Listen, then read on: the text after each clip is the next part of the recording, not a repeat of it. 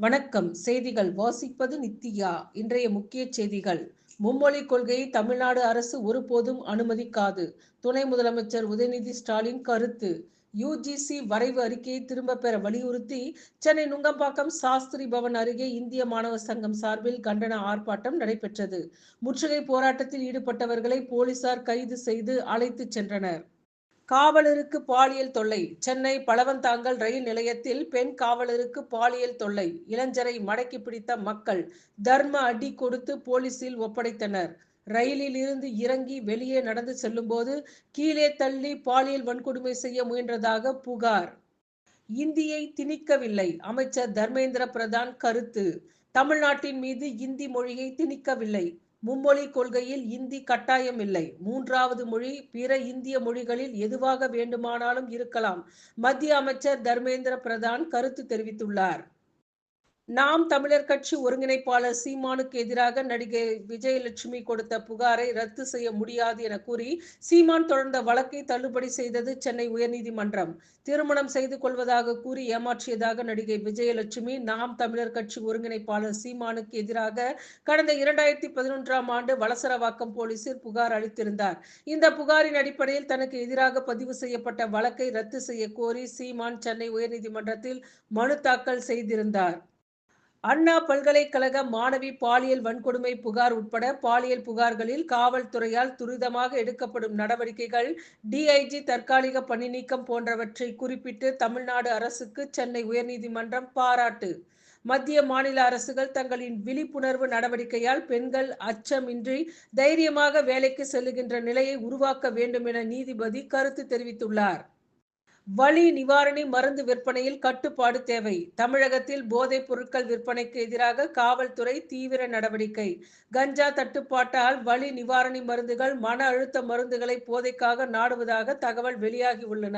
வலி நிவாரணி மருந்துகளை வெளி மாநிலங்களில் இருந்து காமர்ஸ் மூலம் வரவழைத்து கள்ளச்சந்தையில் விற்பனை செய்யப்படுகின்றன. வலி நிவாரணி மருந்து விற்பனையை கட்டுப்படுத்துவது அவசியம் என காவல்துறை கருத்து தெரிவித்துள்ளன. வலி நிவாரணிகள் விற்பனையை கட்டுப்படுத்த மருந்து கட்டுப்பாட்டுத்துறைக்கு காவல்துறை கடிதம் பிறப்பித்துள்ளது. எல்லையற்ற மகிழ்ச்சி. எனக்கு சொந்தமான தளத்தில் நான் அனுபவிக்கும் எண்ணற்ற அவமானங்களால் எல்லையற்ற மகிழ்ச்சி அடைகிறேன் என்று எலான் மஸ்க் தெரிவித்துள்ளார். அமெரிக்க அரசு துறைகளின் செலவினங்களை கட்டுப்படுத்தி திறன் மேம்படுத்தும் அவரது பிரிவு செயல்பாடுகள் இணையத்தில், குறிப்பாக எக்ஸ் தளத்தில் கடுமையான விமர்சனத்துக்கு ஆளாகி வருகின்றன. அமைச்சர் அன்பில் மகேஷ் மகன் தமிழுக்கு பதிலாக பிரெஞ்சு படிக்கிறார். திமுகவில் தலைவர்கள் தொடங்கி கவுன்சிலர் மகன் வரை 3 மொழிகளை படிக்கின்றனர். திமுகவினரின் குழந்தைகள் 3 மொழி படிப்பது தவறில்லை. அரசு பள்ளி மாணவர்கள் படிப்பதை ஏன் தடுக்கிறீர்கள்? தமிழை வைத்து அரசியல் செய்கிறார்கள். மாணவர்களுக்கு தமிழ், ஆங்கிலம் கூட சரியாக தெரியவில்லை. தமிழக பாஜக தலைவர் அண்ணாமலை கருத்து. பராமரிப்பு ஜீரோவாக உள்ளது. எல் முருகன் கருத்து.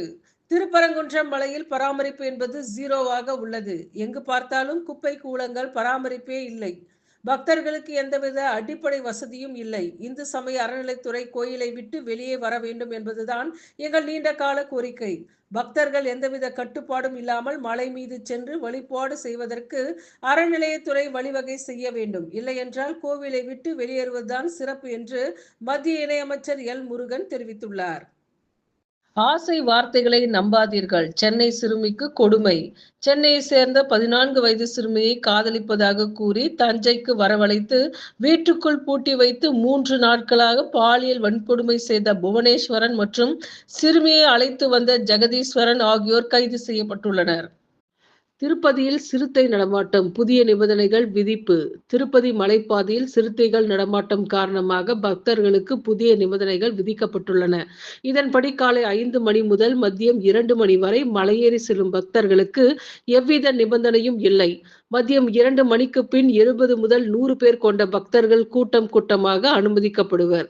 இவர்கள் இரவு 9:30 மணி வரை மட்டுமே அனுமதிக்கப்படுவர். இதில் 12 வயதுக்கு உட்பட்டோருக்கு கண்டிப்பாக அனுமதி இல்லை. சர்வதேச நகரங்களில் திருப்பதி கோவில், அனைத்து மாநில தலைநகரங்கள் மற்றும் சர்வதேச நகரங்களில் திருப்பதி வெங்கடாஜலபதி கோவில் நிறுவப்படும்.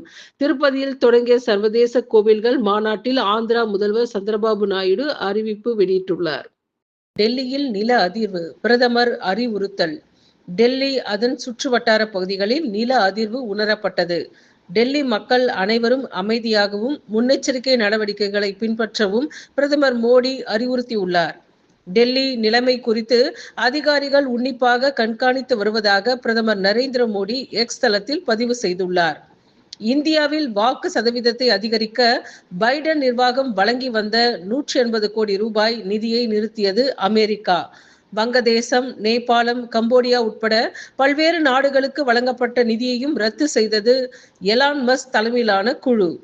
மோடியை பாராட்டியது ஏன்? சசி தரூர் விளக்கம். பிரதமர் மோடியின் அமெரிக்க பயணம் நம் நாட்டுக்கு பயனுள்ளதாக அமைந்துள்ளது.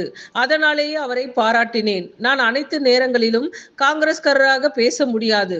ட்ரம்ப் பதவியேற்ற பின் அவரை சந்தித்த 4வது உலக தலைவர் பிரதமர் நரேந்திர மோடி என்பது உலக அரங்கில் நம் நாட்டுக்குள்ள முக்கியத்துவத்தை அடிக்கோடிட்டு காட்டுகிறது என்று காங்கிரஸ் எம்பி சசி தரூர் தெரிவித்துள்ளார்.